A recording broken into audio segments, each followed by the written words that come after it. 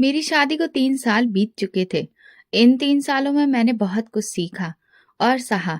लोगों के चेहरे के पीछे छुपी ऐसी असलियत देखी, जिसके बारे में कभी सोचा भी नहीं था। जब भी मैं मायके जाती, मेरी भाभी मेरा स्वागत ऐसे करती जैसे मैं मेहमान नहीं बल्कि उनकी सगी बहन हूँ।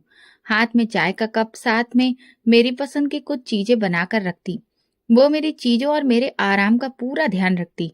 अगर मैं रात को देर से सोती तो मेरे लिए घर में शांत माहौल बना देती। मुझे हमेशा यही लगता रहा कि भाभी ना सिर्फ मेरा सम्मान करती है बल्कि मेरी माँ का भी बहुत ध्यान रखती है। मेरी माँ ने हमें अकेले जिंदगी के तूफानों से बचाकर पाला। पिताजी के देहांत के बाद वो टूट तो गई, लेकिन हमारे सामने कभी कमजोर नहीं पड़ी। सिलाई मशीन उनके कमरे का स्थायी हिस्सा थी। सुबह सुबह उठना, नाश्ता बनाना, हमें तैयार करना, स्कूल भेजना और फिर पूरा दिन सिलाई में लग जाना, यही उनका रोज का रूटीन था। उनके हाथों में हमेशा सुई धागा ही दिखाई देता। मैंने कई बार सोचा, माँ भी तो एक इंसान है, वो भी थकती होगी, लेकिन उनके चेहरे पर थकान के बजाय हौसला नजर आता था। मैं और मेरा भाई, हम दोनों ही उनकी दुनिया थे। माँ हमेशा कहा करती थी, बेटा हो या बेटी, दोनों बराबर होते हैं। मेरे लिए तुम दोनों एक जैसे हो। और सच में माँ ने कभी कोई फर्क नहीं किया। भाई को पढ़ाई करवाई और मुझे भी वो सब कुछ सिखाया जो एक लड़की को आत्मनिर्भर बनाने के लिए जरूरी होता है। सिलाई, कढ़ाई, बातचीत का सलीका, यहाँ तक कि माँ ने मुझे आत्मनिर्भरता सिखाई। मेरी शादी हुई तो माँ की आंखों में आंसू भी थे और मुस्कान भी। मेरे विदा होने के बाद जब भी मैं मिलने जाती, वे मुझे गले लगाकर कहती, बेटी, घर में खुशहाली रखना।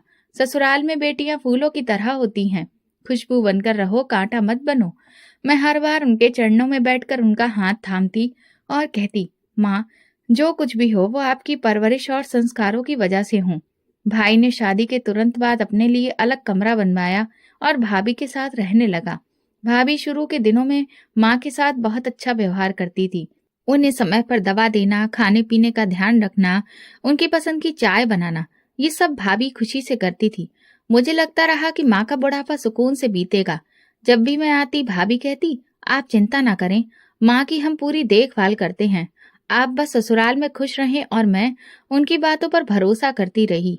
मेरा भरोसा इसलिए भी मजबूत था क्योंकि माँ भी मेरे सामने हमेशा कहती थी, बेटा, तुम्हारी भाभी बहुत सेवा भाव वाली है। जो काम मैं नहीं कहती वो भी कर देती है। भगवान उसे खुश रखे। समय इसी तरह बीत रहा था। एक दिन माँ ने कहा, तुम्हारी भाभी बहुत सलीकेदार है। मुझे तो अब चैन मिल गया है। मैंने भाभी को दुआएं दी। माँ की जुबान से तारीफ सुनकर दिल में कहीं सुकून आया। मेरे पति की बेरोजगारी की वजह से मेरी जिंदगी की कठिनाइयां शुरू हो चुकी थी, लेकिन माँ के घर आकर जैसे मुझे राहत मिलती थी। माँ की गोद में सिर रखकर उनकी बातें सुनकर मैं दुनिया की हर कड़वाहट भूल जाती। एक दिन मैंने देखा कि माँ के हाथ पर मरहम लगा है। मैंने पूछा, क्या हुआ? माँ बोली, सिलाई करते समय सुई चुभ गई थी। कुछ नहीं, मैंने ज्यादा नहीं सोचा। माँ हमेशा छोटे मोटे घाव को मामूली बात समझती थी। मुझे क्या पता था कि कुछ घाव ऐसे भी होते हैं जो दिखाई नहीं देते और वो बहुत गहरे होते हैं, जो आत्मा पर लगते हैं। पर सच हमेशा वैसा नहीं होता जैसा दिखाई देता है। जिंदगी के पर्दे के पीछे जो दृश्य छिपे होते हैं, वे तभी सामने आते हैं जब वक्त उनका पर्दा उठाता है। और वो वक्त आने वाला था। माँ के घर में भले ही सुकून था, लेकिन मेरी अपनी जिंदगी एक कठिन परीक्षा बन चुकी थी। मेरे पति बहुत पढ़े लिखे थे, एमबीए किया था। शुरुआत में बहुत जोश था कि किसी बड़ी कंपनी में नौकरी मिलेगी, अच्छी पोस्ट मिलेगी और सब कुछ बेहतर हो जाएगा। लेकिन समय ने हमें जिस रास्ते पर ला खड़ा किया, वो सपने कम और हकीकत ज्यादा थी। शादी के तुरंत बाद वो अलग अलग जगहों पर नौकरी के लिए गए। कई इंटरव्यू दिए, कुछ जगहों पर 2-3 हफ्ते काम भी किया, लेकिन या तो कंपनी बंद हो गई या वेतन समय पर नहीं मिला। अक्सर शाम को थक कर लौटते और कहते, सोनम, लगता है जैसे किस्मत हमसे नाराज हो गई है। मैं उन्हें हौसला देती, आप मेहनत करते रहें, भगवान जरूर भला करेंगे। लेकिन मेरे उन शब्दों से रसोई का चूल्हा नहीं जलता था। जब पति के पास काम नहीं होता, मैं सिलाई करके थोड़े पैसे जमा करती। माँ कभी कभी कुछ दे देती थी, लेकिन मैं बार बार उनके दरवाजे पर नहीं जा सकती थी। स्वाभिमान भी तो कोई चीज होती है। सास शुरू में चुप रही। उन्हें भी लगा कि कुछ ही दिनों की बात है, लेकिन जैसे जैसे महीने बीतते गए, उनके बोलने का तरीका बदलने लगा। एक दिन शाम को चाय पीते हुए सास ने कहा, सोनम, इस लड़के ने तो बस किताबें पढ़ी हैं, समझदारी नहीं सीखी। हम कब तक इनका बोझ उठाएंगे? मैंने बात को टालने की कोशिश की, लेकिन पति ने भी सुन लिया था। वो चुप रह गए, मगर मैं जानती थी कि वो अंदर से टूट चुके हैं। अगले दिन सास ने साफ शब्दों में कहा, सोनम बेटी, हम अब तुम दोनों का खर्च नहीं उठा सकते। हमारा खुद का गुजारा मुश्किल हो रहा है। अब तुम लोग कोई अलग इंतजाम करो। ये सुनकर जैसे किसी ने मेरी रीढ़ की हड्डी पर चोट मारी हो। एक पल को समझ नहीं आया कि क्या कहूँ। पति ने नजरें झुका ली और मैं कमरे में आकर चुपचाप बैठ गई। 2 दिन बाद हमने सामान बांधा, कुछ कपड़े, थोड़े बर्तन और एक पुरानी रजाई। पति ने जान पहचान के जरिए किराए पर एक छोटा कमरा तलाशा। तीसरी मंजिल पर एक पुराना सा फ्लैट। अंदर गए तो देखा एक बल्ब तक नहीं था। दीवारों पर नमी थी, फर्श पर सीलन के निशान थे। मैंने अपने पति से कहा, कोई बात नहीं, हम यहाँ से भी शुरुआत कर सकते हैं, बस आप दिल छोटा मत कीजिए। हमने पुरानी चादर फर्श पर बिछाई और दोनों वहीं बैठ गए। अगले दिन से मैंने गली की एक समझदार महिला से सिलाई का काम लेना शुरू किया। दिन भर सिलाई मशीन चलाती और शाम को थककर चूर हो जाती। मेरे पति अधिकतर घर से बाहर होते, कभी किसी इंटरव्यू के लिए तो कभी किसी संस्था एजेंसी के चक्कर में। एक दिन में थके थके कदमों से लौटे, हाथ में अखबार था। बैठते ही बोले, आज फिर इंटरव्यू दिया। 15 उम्मीदवार और भी थे, एक से बढ़कर एक अनुभवी। मैंने कहा, शायद आज तुम्हारा नंबर हो, लेकिन देखते हैं। और उनका हौसला बढ़ाया, एक दिन जरूर आएगा। ईश्वर किसी की परीक्षा बेवजह नहीं लेता। मैंने कभी शिकायत नहीं की, ना अपनी माँ से ना अपने पति से। लेकिन एक दिन ऐसा भी आया जब हमारे पास आटा खरीदने के भी पैसे नहीं थे। मैंने पुराना पर्स टटोला और बाजार जाकर केवल आटा और चीनी खरीदी। उस दिन दाल भी नहीं थी। पति ने बिना कुछ कहे सूखी रोटी खाई और फिर कहा, सोनम, अगर एक हफ्ते में कुछ ना कर सका तो मैं रिक्शा चलाना शुरू कर दूंगा। मैंने कहा, ईमानदारी की कमाई है, इसमें कोई शर्म की बात नहीं। उन दिनों मैंने कई बार लोगों का व्यवहार बदलता हुआ देखा। जो लोग पहले हमें अपने साथ बैठाते थे, अब मिलते वक्त नजरें चुरा लेते थे। एक पुराना दोस्त पति से मिला और बोला, अभी तक खाली हो, और हंसते हुए आगे बढ़ गया। उस रात मेरे पति ने मुझसे कोई बात नहीं की, लेकिन उन सब लम्हों में एक चीज जो हमें जोड़े रखी थी, वो था एक दूसरे पर विश्वास। मैं जानती थी कि वो जितना भी टूटा हुआ है, मेरे लिए संघर्ष कर रहा है, और वो भी जानता था कि मैं उसके साथ हूँ, चाहे कुछ भी हो। एक दिन शाम को जब संजय घर में दाखिल हुआ, तो उसके चेहरे पर पहली बार वो चमक थी जो मैंने बहुत समय बाद देखी। उसके हाथ में एक एनवेलप था और दरवाजा खोलते ही बोला, सोनम, काम मिल गया है। मैंने जल्दी से पानी का गिलास हाथ में पकड़ा और उसके पास गई। सच? कहाँ? उसने सोफे पर बैठते हुए लंबी सांस ली और बोला, एक निजी कंपनी है, मार्केटिंग सहायक का पद है। इंटरव्यू तो एक हफ्ते पहले दिया था, लेकिन जवाब की उम्मीद नहीं थी। आज फोन आया, कहा है परसों से ज्वाइनिंग करनी है। सैलरी भी अच्छी है, और सबसे अच्छी बात ये कि आने जाने का भत्ता, ट्रांसपोर्ट अलाउंस भी मिलेगा। मैंने मुस्कुराते हुए उसका हाथ थामा और कहा, मैंने कहा था ना, ईश्वर हमारी मेहनत को बेकार नहीं जाने देगा। उस शाम हमने 2 कप चाय और कुछ बिस्किटों से एक छोटी सी पार्टी की। मैंने संजय से कहा, अब हमें समय पर किराया देना होगा, बिजली का बिल भी चुकाना है, और हाँ, मेरी सिलाई मशीन की भी मरम्मत करवानी है। उसने सहमति में सिर हिलाया और, तुम्हारे लिए मैं एक नई साड़ी जरूर लाऊंगा, इस बार की सैलरी से। अगली सुबह मैं जल्दी उठ गई, रसोई साफ की, चाय बनाई, और जब संजय को तैयार होते देखा तो दिल को शांति मिली। मैंने उसकी कमीज ठीक की और जूते पॉलिश किए। जब वो दफ्तर के लिए निकल रहा था तो दरवाजे पर रुककर बोला, सोनम, अब सब बदल जाएगा। दरवाजा बंद होते ही मैंने दूसरी साड़ी पहनी और कुछ पैसे जो मुश्किल समय के लिए रखे थे, उनमें से एक मिठाई का डिब्बा लिया। मेरे मन में बस एक ही बात थी, ये खबर सबसे पहले माँ को देनी है। वही थी जिन्होंने हर बार मेरा हौसला बढ़ाया था। जब जेब खाली होती थी, माँ का दिया हुआ वो 100 का नोट किसी खजाने की तरह निकलता था। फिर मैं रिक्शे में बैठ गई। माँ के मोहल्ले की गलियों में प्रवेश करते हुए एक जानी पहचानी खुशबू महसूस हुई। वही गली, वही दरवाजा, वही खिड़की, जहां से कभी मैं और भाई झांकते थे। दिल में एक अजीब सी खुशी थी कि इस बार मैं कोई शुभ समाचार सुनाने आई हूँ। दरवाजा खटखटाया, भाभी ने दरवाजा खोला। मुझे देखते ही थोड़ी चौंकी, फिर हल्के लहजे में बोली, आइए। मैंने मिठाई का डिब्बा हाथ में उठाया और कहा, बस खुशखबरी देने आई हूँ। संजय को अच्छी नौकरी मिल गई है। सोचा माँ को बताऊं। उन्होंने बहुत प्रार्थना की थी। भाभी ने दरवाजा थोड़ा और खोला और कहा, अंदर आ जाइए। माँ अपने कमरे में हैं। मैं अंदर गई तो माहौल कुछ बदला बदला सा लगा। माँ का कमरा साधारण था, जैसा हमेशा होता था, लेकिन दीवारों और दरवाजों पर एक अजीब सी खामोशी छाई हुई थी। माँ खाट पर बैठी थी। मेरे कदमों की आहट सुनकर उन्होंने नजरें उठाईं। फिर चेहरे पर वही मुस्कान थी जो हमेशा मुझे हिम्मत देती थी। सोनम, मेरी बच्ची आ गई। माँ ने मेरे हाथ थाम लिए। मैंने डिब्बा उनके हाथ में थमाते हुए कहा, माँ, इन्हें नौकरी मिल गई है। एक बड़ी कंपनी में तनख्वाह भी अच्छी है। सोचा सबसे पहले आपको बताऊं। माँ ने आंखों में नमी लाकर सिर हिलाया। ईश्वर का धन्यवाद है। मेरी प्रार्थनाएं रंग लाईं। मैं उनके पास बैठ गई और हम दोनों ने मिठाई खाई। माँ ने कहा, अब सब अच्छा होगा, तुम भी सुकून से जी सकोगी। हम थोड़ी देर तक बीते दिनों की बातें करते रहे। माँ ने मेरी सिलाई, संजय की मेहनत और हमारे कठिन दिनों की बातें की। भाभी चुपचाप कमरे में आती जाती रही, लेकिन उनकी मौजूदगी में कुछ तनाव सा महसूस हो रहा था। माँ ने मेरे सिर पर हाथ रखा और कहा, बेटा, ये जो दिन बीत गए हैं उनका दुख मत रखना, दिल में विश्वास रखना, सब अच्छा होगा और तुम दोनों सुखी रहोगे। मैंने जवाब दिया, माँ, बस आपके आशीर्वाद का असर है, और अब जब कुछ हाथ में आया है तो मैं चाहती हूँ कि आपकी दवाइयाँ, आपकी छोटी मोटी जरूरतें पूरी हों। माँ कुछ कहना चाहती थी, लेकिन शायद भाभी की मौजूदगी ने उन्हें रोक दिया। मैंने खुद भी महसूस किया कि भाभी की नजरें बार बार कुछ और कह रही हैं।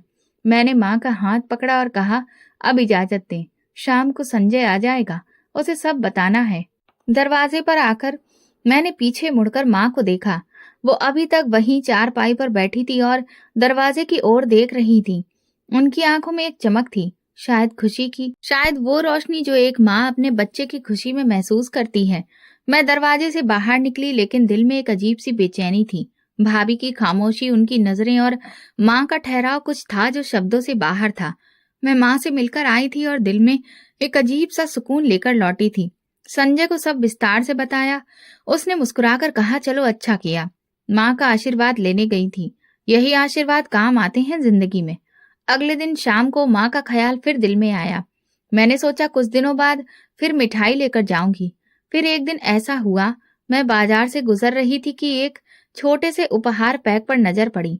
मैंने सोचा ले लेती हूँ यूं ही। उसमें इत्र की एक छोटी सी शीशी थी। माँ को खुशबुओं का बहुत शौक था। उसी दिन सोचा कि रिक्शा लेकर माँ से मिलने जाऊं। मौसम भी सुहाना था और मेरा दिल अजीब सी बेचैनी से भरा हुआ था। शायद दिल कभी कभी आने वाले तूफान का संकेत दे देता है, बस हम समझ नहीं पाते। जब गली में दाखिल हुई तो अजीब सी खामोशी थी। दरवाजा आधा खुला हुआ था। मैंने धीरे से धक्का देकर दरवाजा खोला और जैसे ही अंदर कदम रखा, एक आवाज सुनाई दी, छोड़ दो माँ को, छोड़ दो। ये मेरी अपनी आवाज थी, जो मुझे खुद को भी असहाय सी लगी। सामने का दृश्य ऐसा था जैसे किसी फिल्म का सबसे बुरा दृश्य हो। मेरी भाभी माँ के बालों को दोनों हाथों से पकड़कर झंझोड़ रही थी और माँ जमीन पर आधी बैठी अवस्था में दर्द से कराह रही थी। तुम्हें शर्म नहीं आती? एक बुजुर्ग महिला से ऐसा व्यवहार करती हो? मैंने चिल्लाकर कहा और दौड़कर भाभी को जोर से धक्का दिया। वो एक और गिर गई और मैं माँ के पास घुटनों के बल बैठ गई। माँ, ये क्या हो रहा है? मैंने उनके चेहरे पर हाथ फेरा, उनके उलझे बाल सुलझाए। माँ ने नजरें झुका ली, जैसे शर्मिंदा हो कि बेटी ने उन्हें इस हालत में देख लिया। लेकिन अब मुझसे सब्र नहीं हो रहा था। मैंने गुस्से से पलटकर भाभी की तरफ देखा। ये सब क्या है? ये तुम कर रही हो? वही माँ जिसने तुम्हें अपनी बेटी की तरह रखा, जिनके हाथों का खाना खाया, जिनकी सेवा की बातें करती थी, आज उनके बाल खींच रही हो। भाभी, जो अब तक उठ चुकी थी, तल्खी से बोली, हाँ, मारा है मैंने, क्योंकि अब तंग आ चुकी हूँ इस बुढ़िया से।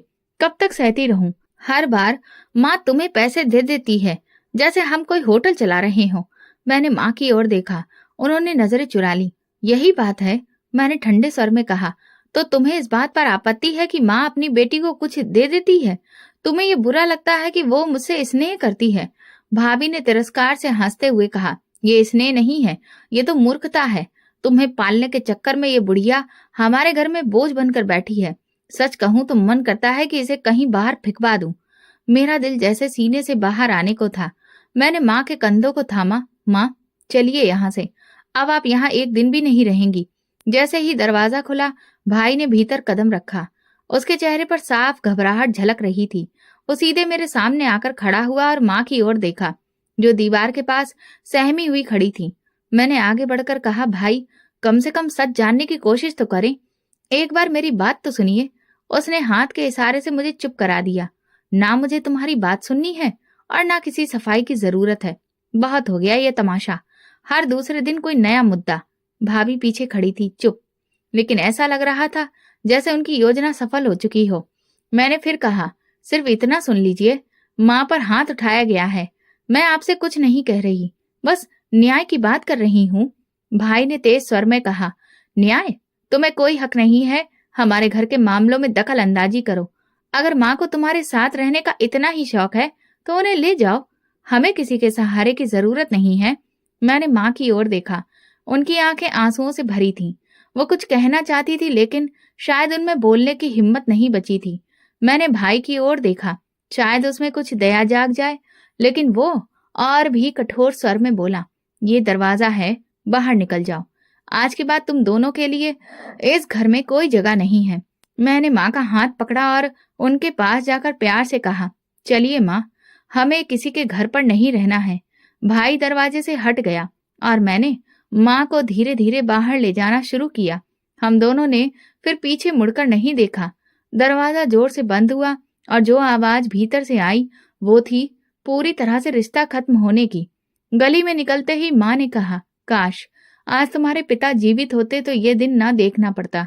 मैंने उनका हाथ दबाया। अगर पिताजी जिंदा होते तो आपकी कद्र जरूर होती, लेकिन माँ, आपकी बेटी अभी जिंदा है। रिक्शा लेकर हम सीधे अपने किराए के मकान पहुंचे। मैंने दरवाजा खोला, माँ को सहारा दिया और भीतर ले गई। वो चुपचाप चारपाई पर बैठ गई। मैंने उन्हें पानी दिया, उनके जूते उतारे और पंखा चालू कर दिया। कमरे में सन्नाटा था। माँ की नजरें छत की ओर थीं और मेरा दिल लगातार सोच रहा था कि इस उम्र में उन्होंने ये सब कुछ कैसे सह लिया। मैंने उनका बैग खोला जो वे साथ में लाई थीं। अंदर एक पुराना बटुआ, 2 जोड़ी कपड़े और एक सूती दुपट्टा था। माँ पूरी जिंदगी का सामान एक छोटे से बैग में समेट लाईं। मैं रसोई में गई, चूल्हा जलाया और चाय चढ़ाई। साथ ही सोचती रही कि माँ को ये सब भूलने में कितना समय लगेगा और मुझे ये सब सहन करने में कितना। शाम को संजय आया तो दरवाजा खोलते ही चौंक गया। मैंने संक्षेप में कहा, माँ हमेशा के लिए आ गई है। भाई ने हमें घर से निकाल दिया है। संजय अंदर आया और माँ को देखकर चुपचाप बैठ गया। माँ ने नजरें नीची कर ली जैसे शर्मिंदा हो। संजय ने मुझसे पूछा, ये फैसला कब लिया गया? मैंने सीधे शब्दों में कहा, फैसला उन्होंने किया, हमने तो बस सहा है। उसने कुछ नहीं कहा, चुपचाप कमरे में चला गया। थोड़ी देर बाद माँ बोली, तुम्हारे पति को मेरी वजह से कोई परेशानी ना हो। मैंने उनके पैर दबाने शुरू किए और कहा, परेशानी तो तब होती माँ जब कोई बोझ बन जाए। आप तो मेरा सहारा है। उस रात हमने सादा सा खाना खाया। माँ ने बहुत थोड़ा खाया। शायद तबीयत के साथ साथ दिल भी भरा हुआ था। मैंने बिस्तर लगाया, माँ को कंबल उड़ाया और खुद उनके पास बैठ गई। रात को देर तक माँ सो नहीं सकी। मैंने कहा, सो जाओ माँ, सब ठीक हो जाएगा। उन्होंने धीमी आवाज में कहा, बेटी, मैंने बहुत कुछ सह लिया है। अब बस चाहती हूँ कि जो समय बचा है वो सुकून से बीते। मैंने उनका माथा सहलाया और कहा, ये घर आपका है, यहाँ आपको कोई कुछ भी नहीं कहेगा। कमरे में खामोशी थी। बाहर सड़क पर कुछ आवारा कुत्तों के भौंकने की आवाजें आ रही थीं, लेकिन अंदर हम दोनों माँ बेटी एक दूसरे का सहारा बनकर सुकून तलाशने की कोशिश कर रहे थे। मैं जानती थी कि अगला दिन सब कुछ बदल देगा। माँ की दवाइयाँ, उनका आराम और संजय के स्वभाव को लेकर एक नई लड़ाई शुरू होगी। लेकिन मैं तैयार थी, क्योंकि अब मेरे साथ माँ थी और यही साथ मेरे लिए सब कुछ था। सुबह मामूली सी मुस्कान के साथ मैंने नाश्ता तैयार किया। माँ अब तक सो रही थी।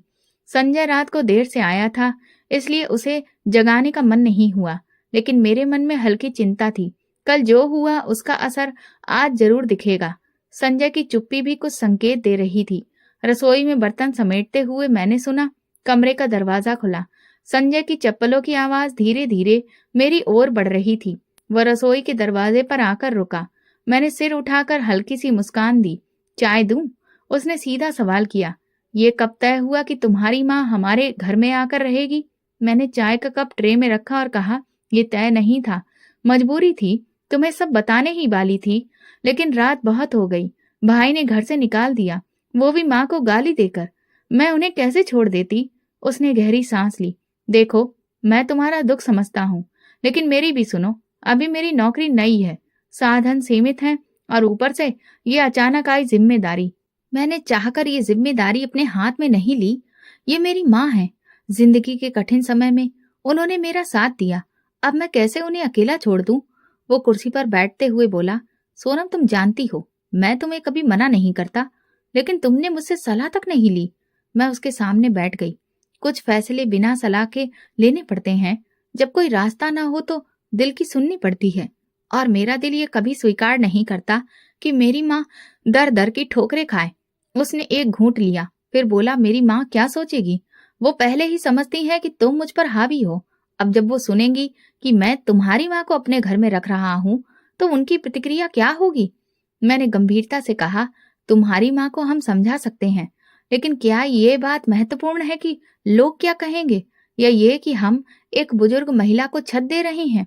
वो चुप हो गया, फिर बोला, तुम एक बात समझ लो, मैं अभी इस लायक नहीं हूं कि दो घरों की जिम्मेदारी उठा सकूं, और अगर तुम अपनी माँ को रखना चाहती हो तो पहले सोच लो कि इसका नतीजा क्या निकलेगा। मैंने हैरानी से उसकी ओर देखा। तुम कहना क्या चाहते हो? क्या मैं माँ को वापस उसी घर छोड़ आऊं जिसने दरवाजा बंद करके हमें निकाल दिया? संजय ने नजरें चुराते हुए कहा, कम से कम वो उनकी जिम्मेदारी है। वो पुरुष है, बेटा है, उसे निभाना चाहिए। ये हमारा फर्ज नहीं बनता। मेरे दिल में चोट सी लगी, लेकिन मैंने नरमी से कहा, अगर बेटा होने से जिम्मेदारी पूरी हो जाती तो आज माँ यहाँ ना होती। अगर तुम मेरी जगह होते तो क्या यही करते? अपनी माँ को ऐसे ही बेसहारा छोड़ देते? वो थोड़ी झुंझलाहट से बोला, तुम हर बात को भावनात्मक रंग दे देती हो। मैं हकीकत की बात कर रहा हूँ। मैंने संयम से कहा, हकीकत यह है कि माँ बूढ़ी हो चुकी है, और अब वो हमारे रहमो करम पर है। हम उन्हें रखें या छोड़ दें, फर्क सिर्फ जमीर का है। संजय ने चाय खत्म की और कुर्सी से उठते हुए कहा, मेरा जमीर तब भी जागता है जब हम बिजली का बिल समय पर नहीं दे पाते, जब तुम कपड़ों की सिलाई समय पर पूरी नहीं कर पाती, और अब इस सब में एक और व्यक्ति शामिल हो गया है। मैंने खड़े होकर सीधा उससे पूछा, तो बताओ संजय, क्या तुम चाहते हो कि मैं माँ को निकाल दूं, ये कहकर कि हम उनका बोझ नहीं उठा सकते? उसने थोड़ी देर की चुप्पी के बाद कहा, हाँ, चाहता हूं। तुमने पूछा, मैंने सच कह दिया। मैं नहीं चाहता कि वो इस घर में रहे। मेरे पांव जैसे जमीन से चिपक गए। मैंने धीरे से कहा, तो फिर संजय, ये जान लो कि अगर माँ इस घर से जाएगी तो मैं भी उनके साथ जाऊंगी। उसने एक पल मेरी आंखों में देखा, फिर दरवाजा खोला और बाहर चला गया। संजय के जाने के बाद कमरे में ऐसी खामोशी थी जैसे कोई जनाजा उठा हो। मैं वहीं खड़ी रही। अभी भी वही शब्द मेरे कानों में गूंज रहे थे, मैं नहीं चाहता कि वो इस घर में रहे। मेरी पीठ की तरफ हल्की सी सरसराहट हुई। मैंने पलट कर देखा, माँ दरवाजे के पास खड़ी थी। उनका चेहरा भावहीन था, लेकिन आंखें साफ बता रही थी कि वो सब कुछ सुन चुकी हैं। मेरे पैरों तले जमीन खिसक गई। माँ की आंखों में मैंने शब्द तलाशने की कोशिश की, लेकिन वो बस एक धीमी सी मुस्कान के साथ बोली, सब सुन लिया बेटा। दरवाजा थोड़ा खुला रह गया था, आवाज बाहर आ रही थी। मैंने आगे बढ़कर उनका हाथ थामा। माँ, आपने जो सुना वो बस एक पल का गुस्सा था। संजय नाराज था, वो दिल से नहीं कहना चाहता था। वो चारपाई पर बैठ गईं। उनके हाथ मेरे हाथ में थे, लेकिन अब उसमें वो गर्माहट नहीं थी जो पहले हुआ करती थी। वो कुछ देर चुप रही, फिर बोली, बेटी, एक बात कहूँ, बुरा मत मानना, मुझे वृद्धाश्रम भेज देना। ये वाक्य सीधा था और ऐसा लगा जैसे किसी ने चुभती हुई बात कह दी हो। मेरे होंठ सिले रह गए। माँ, ये कैसा ख्याल आ गया आपको? उन्होंने मेरी ओर देखा। कभी कभी इंसान खुद को बोझ महसूस करने लगता है, और जब दूसरों से भी वही अनुभव हो तो वृद्धाश्रम की दीवारें अपनी सी लगने लगती हैं। मैं उनके पास घुटनों के बल बैठ गई और कहा, आप बोझ नहीं है माँ, ये घर आपका है, आपकी बेटी का है, और आपको यहाँ से कोई नहीं निकाल सकता। माँ ने हल्के से सिर हिलाया, जैसे बात सुन तो ली हो लेकिन मानने को तैयार ना हो। संजय ने जो कहा वो भी सही है बेटा। उसका दबाव, नौकरी, छोटा घर, खर्चे सब समझती हूँ, और मैं तुम पर बोझ नहीं बनना चाहती। मैंने संयम रखते हुए कहा, अगर रिश्ते दबाव में तोले जाने लगे माँ जैसा रिश्ता तो सबसे कीमती हो जाता है। कमरे में फिर सन्नाटा छा गया। माँ की आंखों में कई सवाल थे और मेरे दिल में ढेरों जवाब, जिनका शायद कोई असर नहीं हो रहा था। उसी शाम संजय घर लौटा। चेहरा थका हुआ था। शायद उसने भी दिन भर यही सोचा हो। दरवाजा खोलते ही उसने मेरी तरफ देखा, फिर माँ पर नजर पड़ी। उसका लहजा नहीं बदला, लेकिन बर्ताव थोड़ा नरम लगा। खाना है? वो बोला। मैंने उत्तर दिया, हाँ तैयार है। हम तीनों ने एक साथ खाना खाया, लेकिन एक मेज पर बैठे तीन अलग अलग कहानियों वाले लोग थे। संजय खाने के बाद कमरे में चला गया। मैं माँ के बर्तन उठाने लगी तो माँ ने मेरा हाथ पकड़ लिया। बेटा, अब हर कदम सोच समझ कर रखना है। मैंने नरमी से कहा। माँ, अगर कदम रुकने लगे तो जिंदगी बिखर जाती है। हम साथ रहेंगे, कुछ ना कुछ कर लेंगे। अगली सुबह माँ पूजा पाठ करके बाहर आ गई। मैंने उनके लिए चाय बनाई और साथ में 2 बिस्किट रखे। वो खामोशी से चाय पीती रही, फिर अचानक बोली, सोनम, एक रिश्ता सिर्फ बोलने से नहीं बनता, बर्ताव से भी बनता है। और जब बर्ताव बदल जाए तो रिश्ता जीते जी मर जाता है। मैंने बात काटते हुए कहा, माँ, संजय को वक्त दो। उसका दिल बदला है, लेकिन शायद हालात ने ऐसा करवाया है। माँ ने प्याला नीचे रख दिया। मुझे वक्त की नहीं, ठिकाने की चिंता है, और मैं चाहती हूँ कि तुम भी सच्चाई का सामना करो। अगर संजय ने दोबारा सख्ती की तो मैं खुद ही कहीं चली जाऊंगी। मैं तेज स्वर में बोली, आप कहीं नहीं जाएंगी, यही अंतिम बात है। संजय से अब मैं खुलकर बात करूंगी। ये मामला अब अधूरा नहीं छोड़ा जाएगा। उस दिन मैंने पहली बार ये निर्णय लिया कि चाहे मुझे संजय से लड़कर ही क्यों ना बात करनी पड़े, मैं करूंगी, क्योंकि मैं मजीद अपनी माँ के चेहरे पर यह बेबसी अब और नहीं देख सकती थी। रात को जब संजय कमरे में आया तो मैंने दरवाजा बंद कर लिया और सीधे कहा, संजय, अगर तुम्हें मेरी माँ से कोई समस्या है तो साफ बताओ, लेकिन याद रखना, अगर माँ जाएगी तो मैं भी उनके साथ चली जाऊंगी। संजय कुछ देर तक चुप रहा, फिर बोला, सोनम, तुम जानती हो मैं तुमसे प्रेम करता हूँ, लेकिन कुछ बातें सच्चाई पर आधारित होती हैं। मैंने खड़े स्वर में कहा, प्रेम केवल शब्दों से नहीं होता, स्वीकार करने से होता है। अगर तुमने मेरी माँ को स्वीकार नहीं किया तो तुम्हारा प्रेम मेरे लिए अर्थहीन है। उसने सिर झुका लिया और कहा, मुझे थोड़ा समय दो। मैं दरवाजा खोलकर बाहर आ गई और माँ अभी भी आंगन में बैठी थी। उनके चेहरे पर थकावट थी, लेकिन जब मैं उनके पास जाकर बैठ गई तो वो बोली, बात हो गई? मैंने कहा, अब बात नहीं, निर्णय होगा। वो मुस्कुराई, लेकिन उनकी आंखें अभी भी नम थी। उस रात माँ मेरे पास ही सोई और मेरे दिल में एक संकल्प हमेशा के लिए जाग उठा। माँ को अब कोई दूसरा घर नहीं मिलेगा। माँ के साथ वो आखिरी रात हमने खामोशी में गुजारी। वो मेरे साथ ही चारपाई पर लेटी रही, लेकिन उन्हें नींद नहीं आ रही थी। मैंने आंखें बंद कर रखी थी, मगर मैं जानती थी कि वो बार बार करवटें बदल रही थी। कभी उनका हाथ मेरे कंधे पर आ जाता, कभी वो धीरे से उठकर पानी पीती, फिर वापस आकर बैठ जाती। सुबह जब मैंने आंखें खोली तो वो उठ चुकी थी। पूजा पाठ के बाद वो चुपचाप चाय पीने बैठ गई। मैंने उनके पास बैठकर पूछा, कुछ सोच रही हैं माँ? उन्होंने सीधी नजर से देखा और कहा, मैंने सोच लिया है सोनम, तुम्हारे लिए आसानी लानी होगी। मैं तुम्हारे और संजय के बीच दीवार नहीं बनना चाहती। मैंने तुरंत कहा, माँ, ऐसी बातें मत कीजिए। मैं हर कठिनाई सह लूंगी, लेकिन आपको कहीं जाने नहीं दूंगी। उन्होंने मेरी ओर देखा। मेरी बेटी, तुमने बहुत साथ निभाया है, अब मेरी बारी है। मुझे इजाजत दो कि मैं कहीं ऐसी जगह जा सकूं जहां मैं तुम्हारी जिंदगी का बोझ ना बनूं। मैं जानती थी ये जिद नहीं, आत्मसम्मान की अभिव्यक्ति थी, लेकिन मैं कुछ नहीं कह सकी। उनकी नजरें अब किसी निर्णय की प्रतीक्षा नहीं कर रही थी, बस ये बता रही थी कि निर्णय हो चुका है। दोपहर को मैंने माँ की दवाइयाँ और कपड़े एक छोटे बैग में रखे। उन्होंने कुछ नहीं कहा, बस बिस्तर समेटती रही। मैंने रिक्शा बुलवाया और उन्हें लेकर निकल पड़ी। रास्ते में हम दोनों चुप थे। रिक्शे के शोर में भी माँ की चुप्पी साफ सुनाई दे रही थी। वृद्धाश्रम पहुंचकर दरवाजा खटखटाया। एक औरत ने दरवाजा खोला। उम्र लगभग 40 वर्ष रही होगी, चेहरे पर गंभीरता। उसने पूछा, कैसे आना हुआ? मैंने हिचकिचाते हुए कहा, मेरी माँ के लिए ठिकाने की तलाश है। कुछ समय के लिए उन्होंने दरवाजा खोल दिया। उन्होंने कहा, आइए, अंदर आ जाइए। मैं और माँ अंदर दाखिल हुए। सामने एक छोटा सा बरामदा था। बाईं तरफ 2 कमरे थे और दाईं ओर एक बड़ा हॉल, जहां 4 पाइयां क्रम से लगी हुई थी। उन पर अलग अलग उम्र की महिलाएं बैठी थीं। कुछ बातें कर रही थी, कुछ चुप थी और कुछ बस खाली निगाहों से सामने देख रही थी। एक चारपाई खाली थी, वहां माँ को बैठा दिया गया। माँ ने आसपास देखा, फिर मेरी तरफ देखा। मैंने उनका हाथ थामा। यहाँ सभी माताएं हैं, कोई अपने बेटे के बिना है, किसी को उसके बेटे ने छोड़ दिया है, लेकिन मैं रोज आऊंगी, आपके साथ समय बिताऊंगी। माँ ने सिर हिलाया और कहा, यही काफी है बेटा। इस वृद्धाश्रम की चालक, जिनका नाम शकुंतला देवी था, उन्होंने दाखिले की प्रक्रिया पूरी की।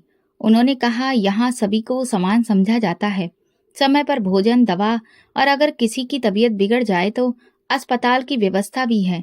मैंने माँ के लिए लाया हुआ दुपट्टा निकाल कर उनके कंधों पर रखा, उनके बाल संवारे और धीरे से कहा, अब आप चैन से रहेंगी। पहले दिन मैं देर तक वहां बैठी रही, माँ से बातें होती रहीं। बगल की चारपाई पर एक वृद्ध महिला थी। वो थोड़ी देर बाद मुझसे पूछती, बेटी तुम कहाँ से आई हो? अपनी माँ को छोड़ने आई हो या लेने? मैं नरमी से जवाब देती, मैं माँ के साथ आई हूँ और वे यहाँ अतिथि हैं। वे हंसती और कहती, ये अतिथियों की मेहमानियां लंबी हो जाती हैं यहाँ। दूसरे दिन मैं फिर वहां पहुंची। माँ मुझे देखकर मुस्कुराई। वो पहले से बेहतर लग रही थी। मैंने उनके बालों में कंघी की, हाथों में तेल लगाया और उनके साथ बैठी रही। एक दिन वृद्धाश्रम की चालक ने मुझे एक तरफ ले जाकर कहा, मैडम आप रोज आती हैं, बाकी बच्चे तो एक बार छोड़कर चले जाते हैं और फिर सालों नहीं आते। आपने तो हमें चौंका दिया है। मैंने कहा, ये मेरी माँ है, मैंने इनकी उंगली पकड़कर चलना सीखा है, अब इनका सहारा बनना मेरा कर्तव्य है। कुछ दिनों में बाकी माताएं भी मुझसे घुल मिल गईं। कोई अपनी दवाइयां मुझे सौंप देती, कोई कहती, बेटी आज मेरे सिर में दर्द है, थोड़ा तेल लगा दो, और मैं सबका ध्यान रखती। माँ के साथ भी समय बिताती, बातें करती। माँ का व्यवहार बदलने लगा था। वे वहां की औरतों से बातें करती, प्रार्थनाएं देती और अक्सर मुझे स्नेह से कहती, ये सब मेरे जैसी ही माताएं हैं, इनका भी ध्यान रखना। मैंने एक सिलाई मशीन मंगवा ली और वृद्धाश्रम की छत वाले कमरे में रख दी। वहां बैठकर सिलाई करती, कुछ महिलाओं को भी सिखाने लगी। मैंने उनके लिए कपड़े सिलना शुरू कर दिए, जो बाहर बेचने से थोड़ी आमदनी हो जाती। संजय ने इस बारे में कभी कुछ नहीं पूछा। हमारे घर में आपसी रिश्ता एक खामोश समझौता था, जिसमें भावनाएं नहीं थी, बस समय गुजर रहा था। अब वो वृद्धाश्रम मेरे दिन का वो हिस्सा बन गया था, जहां मैं खुलकर सांस ले पाती थी, जहां मेरे आसपास ऐसी महिलाएं थी जिन्होंने सब कुछ खोकर भी हार नहीं मानी थी। एक दिन माँ ने मुझसे कहा, बेटी यहाँ तो मेरे जैसी कई माएं हैं, लेकिन इन सबको कोई सोनम नहीं मिली। भगवान तुम्हें खुश रखे, तुमने सिर्फ एक माँ नहीं बल्कि कई माँओं का सहारा बनकर दिखाया है। मैंने उनके माथे को चूमा और मन ही मन ईश्वर का धन्यवाद किया कि जीवन ने मुझे ये अवसर दिया कि मैं किसी पर बोझ न बनूं, बल्कि किसी का सहारा बन सकूं। जब से माँ वृद्धाश्रम में आई थी, कुछ महीने बीत चुके थे। मैं रोज जाती, कभी दोपहर में, कभी शाम को। शुरू में माँ की तबीयत काफी बेहतर लग रही थी, लेकिन पिछले कुछ दिनों से उनके चेहरे की चमक फीकी पड़ने लगी थी। उन्होंने खाना खाना कम कर दिया और बातों में भी कमी आ गई थी। एक दिन जब मैं पहुंची तो माँ खाट पर लेटी थी और कंबल उनके सीने तक था, जबकि मौसम गर्म था। मैंने उनके माथे पर हाथ रखा, वो गर्म था। मैंने पूछा, माँ तबीयत ठीक है? उन्होंने धीरे से आंखें खोली और कहा, बस हल्का सा बुखार है, कल से थोड़ी थकावट महसूस हो रही है। मैंने तुरंत सिमरन बहन को बुलाया। वे आई, माँ की जांच की और कहा, हम इन्हें कल अस्पताल ले चलते हैं, जांच करवा लेते हैं, उम्र का असर है, सतर्क रहना जरूरी है। अगले दिन मैं खुद माँ को अस्पताल लेकर गई। खून की जांच, शुगर, बीपी सब चेक हुआ। डॉक्टर ने बताया कि कमजोरी बढ़ गई है, पोषण और आराम की सख्त जरूरत है। दवाइयाँ दी गई और कुछ सुझाव भी। घर आकर मैंने संजय से कहा, माँ की तबीयत ठीक नहीं है, मैं कुछ दिन वृद्धाश्रम में ज्यादा समय बिताऊंगी। संजय ने संक्षेप में जवाब दिया, तुम्हारी मर्जी। अगले दिन जब मैं दोपहर में पहुंची तो माँ खाट पर लेटी थी और हाथ में कोई तस्वीर थी। आंखें बंद थी, लेकिन होंठ हिल रहे थे। मैंने धीरे से पुकारा, माँ। उन्होंने आंखें खोली और धीमी आवाज में कहा, आ गई मेरी बच्ची। मैंने उनके हाथ दबाए और पूछा, कैसी तबीयत है? उन्होंने कहा, आज कुछ अच्छा नहीं लग रहा, शायद अब चलने का समय आ गया है। मैंने तुरंत उनकी बात काट दी, ऐसी बातें मत कीजिए, आप ठीक हो जाएंगी, मैं आपकी दवा लेकर आती हूँ। उन्होंने मेरा हाथ पकड़ लिया और कहा, बेटा, जो समय भगवान ने तय किया होता है उसे कोई नहीं बदल सकता, लेकिन मैं संतुष्ट हूँ कि मेरी बेटी ने वो सब कर दिखाया जो शायद बेटे भी ना कर पाते। मैं उनके सिरहाने बैठ गई और उनके सिर पर हाथ फेरते हुए बोली, माँ, कुछ ही दिन की बात है, आप फिर से ठीक हो जाएंगी। हम दोनों बाजार चलेंगे, आपको नई साड़ी दिलवाऊंगी। माँ हल्के से मुस्कुराई, लेकिन वो मुस्कान कमजोर थी। उनकी आंखों में नमी उभर आई।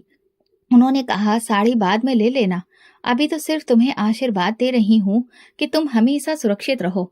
उसी रात जब मैं घर गई तो दिल में एक अजीब सी बेचैनी थी। सुबह के समय फोन बजा। शकुंतला जी की कॉल थी। मैंने तुरंत फोन उठाया। सोनम जी, उनकी आवाज में शांति थी। फिर उन्होंने धीमी आवाज में कहा, बेटी, माँ अब इस दुनिया में नहीं रही। रात में उनकी तबीयत बिगड़ गई और वे हमें छोड़ गईं। मेरे हाथ से फोन गिरते गिरते बचा। मैं कुछ देर स्तब्ध बैठी रही, फिर जल्दी से कपड़े बदले और रिक्शा लेकर वृद्धाश्रम पहुंच गई। माँ की चारपाई पर अब सफेद चादर पड़ी थी। उनके चेहरे पर शांति थी, जैसे कोई बहुत थक कर गहरी नींद में सो गया हो। मैं उनके पास गई और उनका हाथ पकड़ा, जो अब ठंडा हो चुका था। मेरी आंखों से आंसू बह रहे थे, लेकिन मेरी आवाज बंद हो चुकी थी। शकुंतला जी ने आकर मेरे कंधे पर हाथ रखा और कहा, सोनम, माँ बहुत शांति से गई हैं। उन्होंने आखिरी समय तक तुम्हारा नाम लिया। उनकी आखिरी प्रार्थना तुम्हारे लिए थी। वृद्धाश्रम की दूसरी महिलाएं भी आ गईं। कोई मेरा हाथ थामती, कोई प्रार्थना देती, कोई कहती। हमने कभी किसी को माँ की सेवा यूं करते नहीं देखा। मैं बस चुप रही। उस समय शब्द अर्थहीन हो गए थे। माँ चली गई थी, लेकिन उनकी छुअन मेरे हाथों में रह गई थी। अंतिम संस्कार का प्रबंध वृद्धाश्रम ने किया। माँ के अंतिम संस्कार के बाद मैंने उनकी अस्थियों का विसर्जन किया और दिल से प्रार्थना की, हे भगवान, मेरी माँ को स्वर्ग का हिस्सा बनाना। वापसी पर जब मैं फिर वृद्धाश्रम पहुंची, वहां की महिलाएं मुझे गले लगाकर रोने लगीं। एक बुजुर्ग महिला ने कहा, सोनम, हम सब भी तेरी माँ हैं। तू सिर्फ अपनी माँ की सेवा नहीं करती थी, तूने हम सबको बेटी जैसा प्रेम दिया है। मैंने उन सभी को देखा और कहा, जब तक सांस है मैं हर माँ की बेटी रहूंगी। जीवन में कई रिश्ते रास्ते में छूट जाते हैं, लेकिन जब माँ का साया उठ जाता है तो इंसान अधूरा हो जाता है। माँ के जाने के बाद कई दिनों तक मैंने खुद को वृद्धाश्रम के कार्यों में व्यस्त रखा। हर सुबह वहां जाकर किसी की दवा का पर्चा संभालना, किसी के कपड़े सिलवाना और शाम को वही कुछ समय बिताकर माँ की खाली चारपाई को देखती रहती। एक दिन जब मैं वृद्धाश्रम पहुंची तो दरवाजे पर एक अपरिचित महिला मेरा इंतजार कर रही थी। उनकी उम्र मध्यम थी, कपड़े सादे थे, हाथ में पुरानी फाइल और आंखों में पहचान की चमक थी। उन्होंने मुझे देखकर कहा, तुम सोनम हो, गंगा की बेटी? मैंने सिर हिलाकर हाँ कहा। उन्होंने मुस्कुराते हुए फाइल आगे बढ़ाई और कहा, मैं तुम्हारी माँ की पुरानी दोस्त हूँ। माँ तुम्हारी बहुत बातें करती थी। उनके जाने के बाद ये जिम्मेदारी मुझे सौंपी गई थी, जिसे उन्होंने विशेष रूप से तुम्हें देने को कहा था। मैंने वो फाइल थामी और पूछा, क्या अमानत है?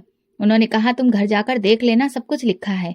बस इतना जान लो, तुम्हारी माँ बहुत सोच समझ कर गई है। ये कहकर वे चली गई और मैं वहीं खड़ी रह गई, फाइल हाथ में और मन में सवालों का गुबार। घर आकर मैंने कमरा बंद किया और फाइल खोली।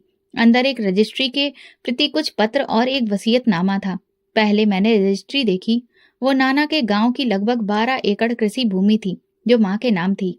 फिर मैंने वसीयतनामा पढ़ा। उसमें लिखा था, मैं गंगा अपने जीवन के अंतिम सालों में अपनी जमीन और उससे जुड़ी समस्त संपत्ति अपनी बेटी सोनम के नाम करती हूँ। मेरी मृत्यु के बाद ये सारी संपत्ति केवल उसी की होगी। आगे लिखा था, मेरे बेटे राजन को इस संपत्ति से वंचित किया जाता है, क्योंकि उसने मेरे साथ दुर्व्यवहार किया और मुझे अपने घर से निकाल दिया।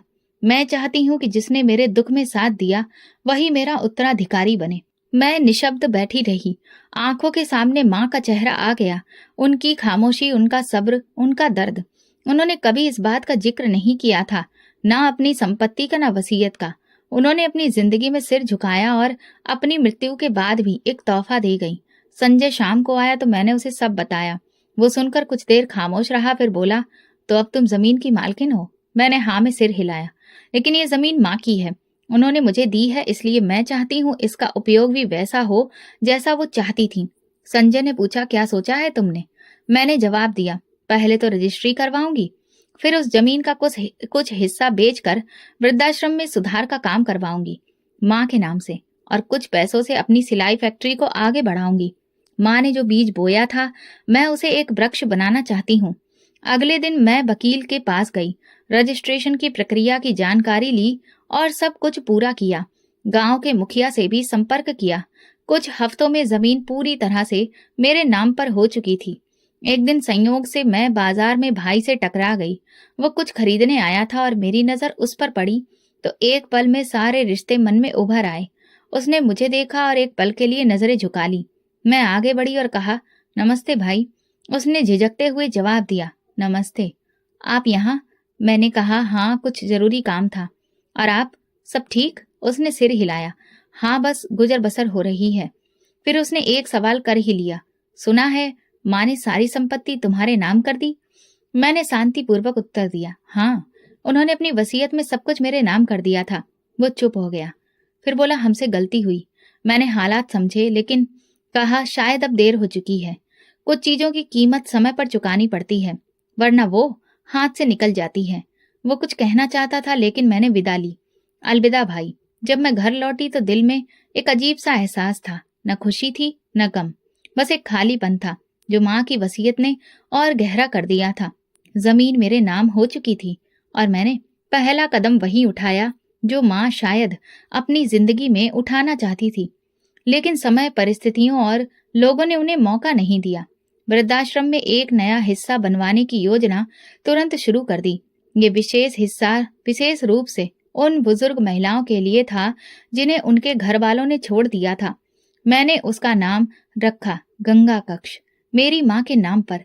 वृद्धाश्रम का वो हिस्सा बदल रहा था। नई चारपाइयां, रोशन कमरे, साफ सुथरे स्नान घर और हर कमरे के बाहर एक नीम का पेड़, ताकि छांव भी हो और ताजी हवा भी। जहां तक फैक्ट्री की बात है, वो एक छोटे से कमरे में माँ की सिलाई मशीन से शुरू हुई थी।